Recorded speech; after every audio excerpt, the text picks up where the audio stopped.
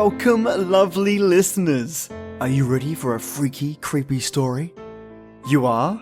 That's why you're here? Really? Well, I guess I could do some scary stories. I'm just messing with you. Today, listeners, I have two black-eyed children stories, both of which are creepypastas, actually. The first one is titled The Fogged Children by Nicholas Paschall, and the second is Her Eyes by Anonymous. Before I start on these stories, it's time for SoundCloud shoutouts. Oh yes, the lovely listeners that keep this channel's blood pumping. We have Troy Shaw, the man with the keen set of ears. I really appreciate the recent skip spot, actually. Excellent pickup. So thank you so much for that, mate. I Own Cows, both an author on this channel and a like and comment and repost machine. I am blessed to have them as both a contributor and listener.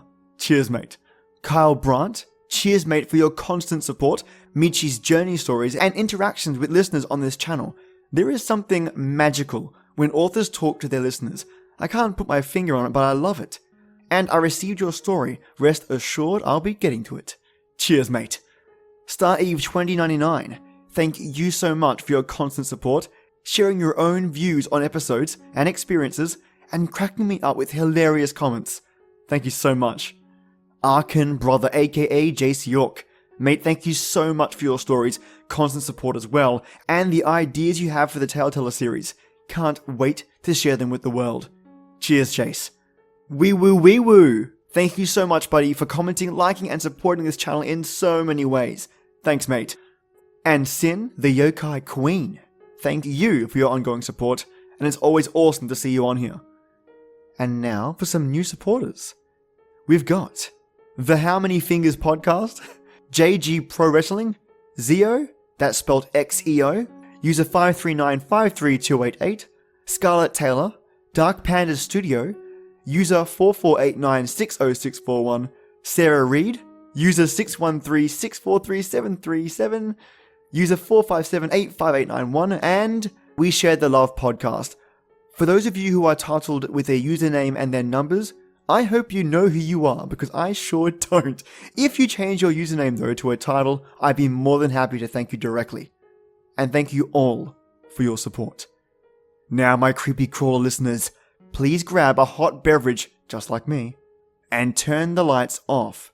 Turn up the volume and get ready for something different. Staring at the clock, Brandon heaved a sigh as the digital numbers switched once again, marking the death of yet another minute as he sat outside the Sun Theatre, waiting for his girlfriend to get off her shift at the Flying Saucers bar. The gently humming engine of the older model Dodge filled the air, along with a soft mist that was coming from the nightfall rain. The city of San Antonio had suffered from these strange heat waves before, but never these heat showers. It would rain just after the sun went down, which in the summer was late, cooling the hot streets too quickly, creating a thick fog that the people of the Southwest were hardly equipped to deal with. Brandon flipped his headlights off and rolled up his windows, locking his doors out of habit. With the fog rolling in, you never knew what kind of crap you were going to see. There'd been reports on the news that gangs of teenagers had been using the clouds as a means to carjack people, sneaking up on them and just yanking them out of their vehicles. Brandon smiled. No way that would happen to him. A sudden knocking on his window caused him to jump in his seat, dropping his cell phone down to the floorboards, cursing under his breath. Shit. He looked up to see who had knocked on his window. Two young boys stood in the pale light of the Sun Theatre's glow, clothes immaculate. Brandon watched as the taller boy, the one on the right, motioned for him to roll down the window. The boy on the left was smiling, his glistening white teeth luminescent in the rolling fog. Brandon stared at the kids for a few moments, looking them over. He knew all the movies at the Sun were starting up, or were on their last round, and there was no way they were going to be interested in the bar. In fact, they were of that delightful age where Brandon couldn't exactly tell how old they were. They were somewhere between 10 and 14, and lanky. They had red curly hair and freckles, while the one on the left was dressed in an old video game t-shirt. The one on the right was wearing his Sunday best, as the fog licked at their edges, making them indistinct. Brandon rolled his window down a few inches. "Yeah, what do you kids need?" Brandon asked, trying to sound friendly. The one on the right folded his arms behind his back and teetered slightly to lean on his left foot. "Well, sir, we were coming to the movies to see the new action film and we realized we left our wallets at home." The boy on the left nodded, eyes still not meeting Brandon's as he kept twitchingly looking around. Brandon nodded, urging the boy to continue. "So, you thought you might get some random adult to fork over some cash for you two?"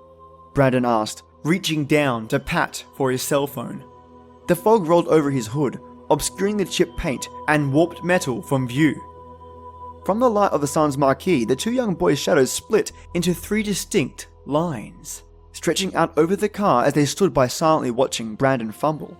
The boy on the right's head dropped. "I wasn't planning on asking you for money. Not at all. We just want a ride, see?" The other boy nodded, his smile widening even further.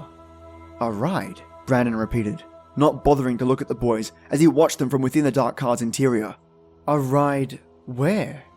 "Well, that depends on you, actually," the boy said, now standing directly outside the window of the Dodge. Brandon jolted, looking up as he tried not to spaz out about the boy's sudden movement. Looking up through the inch slit of glass at the boy's silhouette, Brandon blinked. Had he been that tall? "What do you mean?" Brandon asked, looking at the darkened figure as it peered down at him. The boy, no, the man that stood there seemed to lengthen and grow as he peered down with shadowed eyes. His clothes were no longer church perfect. No, they were tousled and dirty. The skin that was apparent was blocked by flecks of fog dancing over him. Brandon stared up at the figure for what felt like minutes, until he heard it. The figure had tried to open his front door. That seemed to break the spell that had fallen over Brandon, snapping his gaze away from the shadow figure and rolling up his window as fast as he could. As it sealed in place, Brandon thought he could hear an angry hiss of a serpent being denied its dinner. A palm slammed into the window, the fingers impossibly long and willow-thin, to be that of a child or even a human being. "Come on, mister," the boy's voice implored from the fog all around him, a dark humor underlying the plea. "The ride will be quick. We just need a lift of a couple of miles." "Get the fuck away from me," Brandon shouted, flipping on the headlights of his Dodge so he might have some chance of finding his phone. Standing in front of his Suburban were dozens of black forms, all thin as reeds with mirrored eyes of inky darkness, partially wrapped in tendrils of fog, bouncing the brilliant lights off the Dodge back into the cab.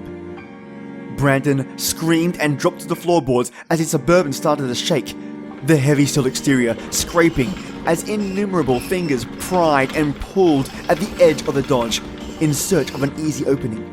The voice of the boy, now seemingly from everywhere, was growing deeper by the second, a thick, gravelly baritone that was commanding Brandon to open the door. "This isn't happening," Brandon said to himself as he turned on his hands and knees to face the seat, his eyes never leaving the floor. "This can't be real." He heard the handles being depressed and repressed in and out on all 4 doors repeatedly, and let out another scream when something climbed up on top of the vehicle. Looking up, Brandon could see the skylight open, wisps of fog sinking in like sinister fingers looking to pry a wound apart. Brandon climbed up onto his knees and slammed his fingers on the side panel, rolling the glass closed as he felt something shuffle about atop the vehicle. At the very last second, a hand dripping of darkness hit the glass wetly, smearing a greasy line that was only made that much more pronounced by the reflecting headlights. Brandon turned, closed his eyes, and reached up to grab the keys, killing the engine with a silent pull, the lights dying, along with the sounds. Sitting in the roomy space for his pedals, Brandon remained silent, as did the night. No voices, no cries, no scratching of nails on steel. His moment of peace was broken when his cell phone rang. Violently and loudly. causing Brandon to yelp as he sought to silence it.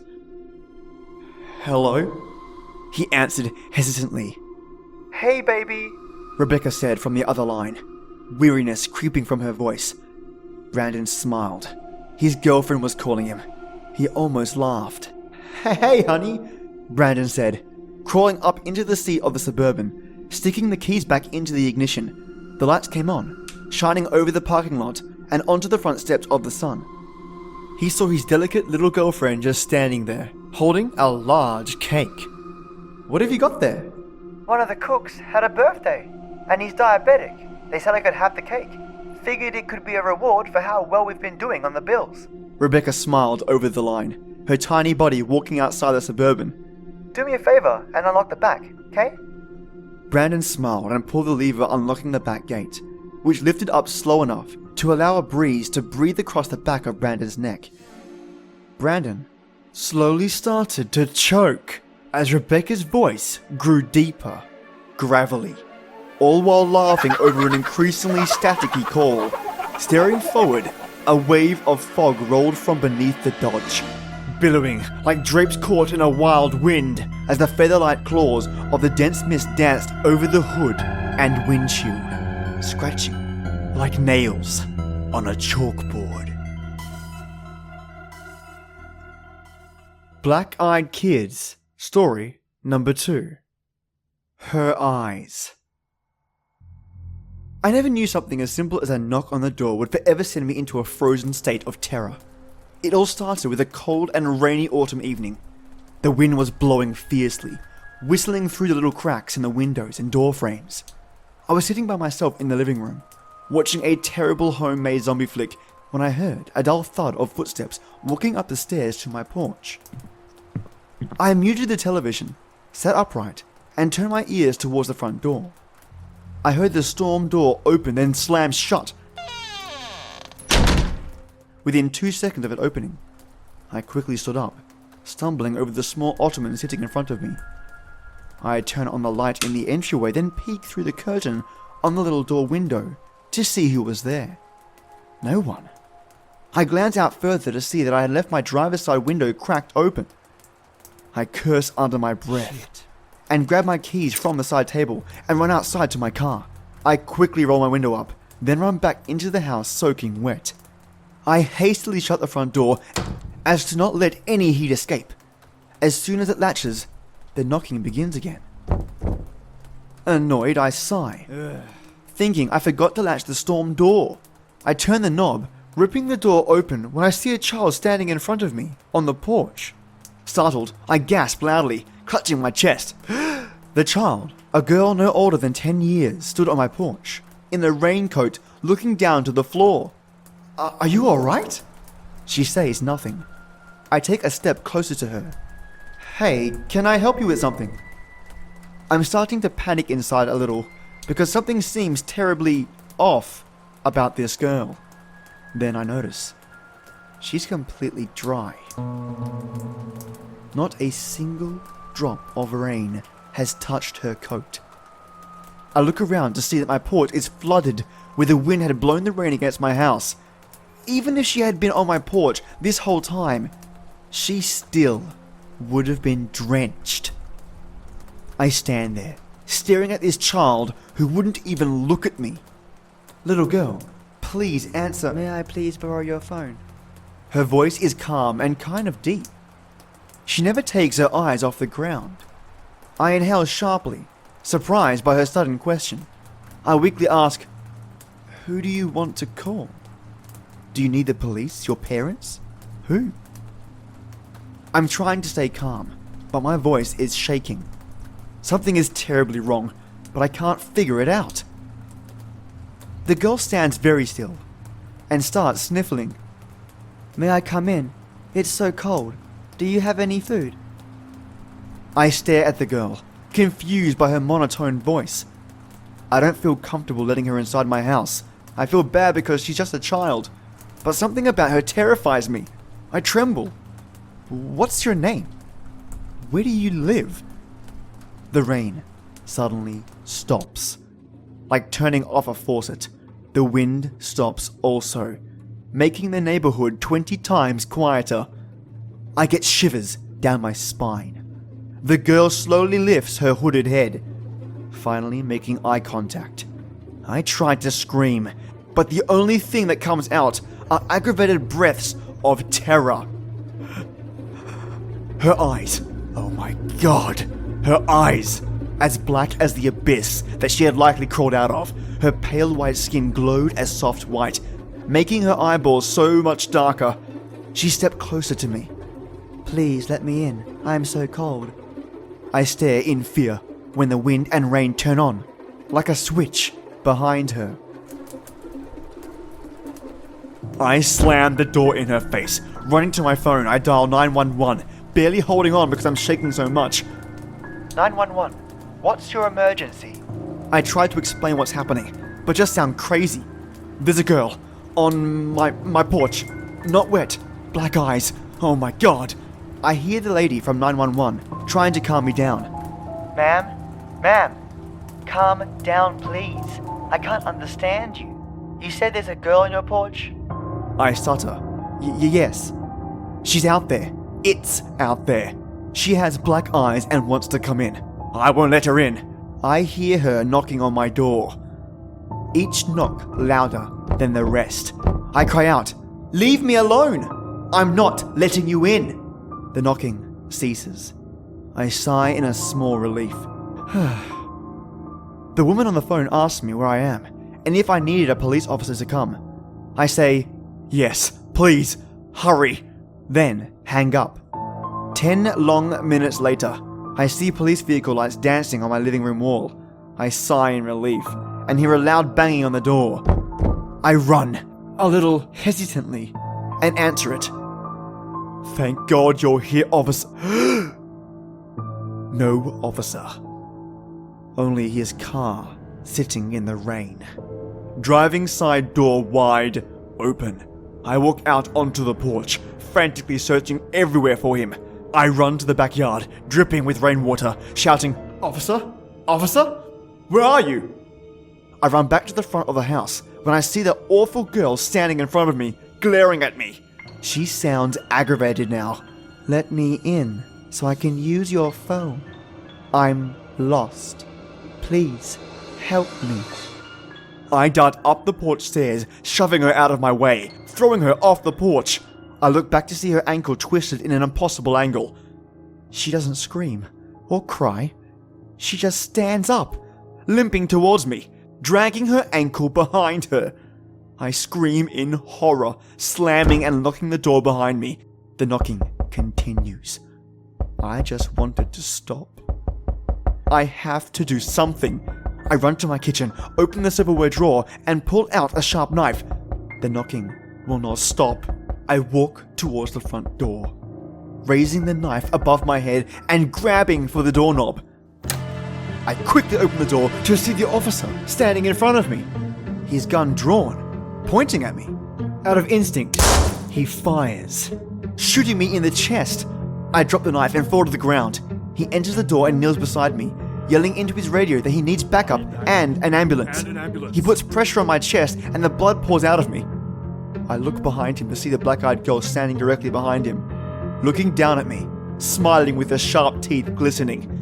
I'm choking on my own blood at this moment, gasping in terror. My eyes widen, and I black out.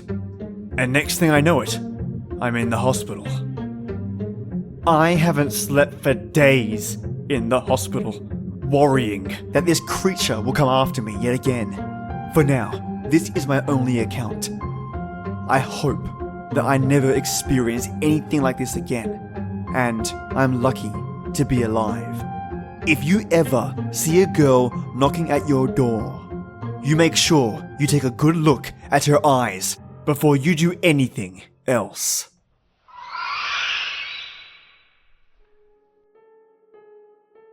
And that ends our first day of Black-Eyed Kid stories, or also known as Bex. I have linked the original CreepyPasta stories here for you to read as well.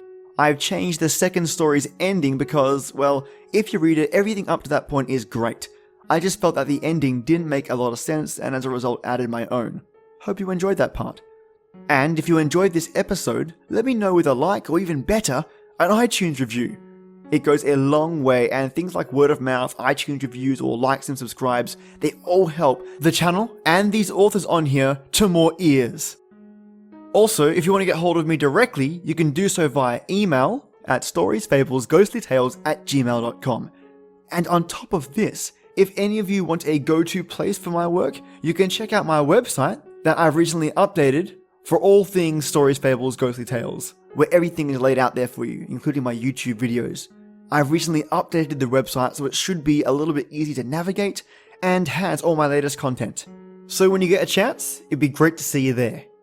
And lastly, if you're still with me, thank you. And if you're teetering on the edge of whether or not you should send in a story or write your own, my advice is identify what it is that's stopping you. If it's nothing, well, why not send it my way? My passion for listening to stories stems from sharing an experience or invoking an experience with listeners all around the world. The last thing I'd want to do is hide talent. And I realize that most of you listeners out there are so very talented. You just need an outlet. So yes, I'm asking you to put pen to paper, or keyboard to Microsoft Word, and give it a crack. Don't hold back. And on that note, it's that time. This is the place where stories live, and you telltellers come to listen. Enjoy your day or night, and join me every weekday for our creepy tradition. And, as always, till next time.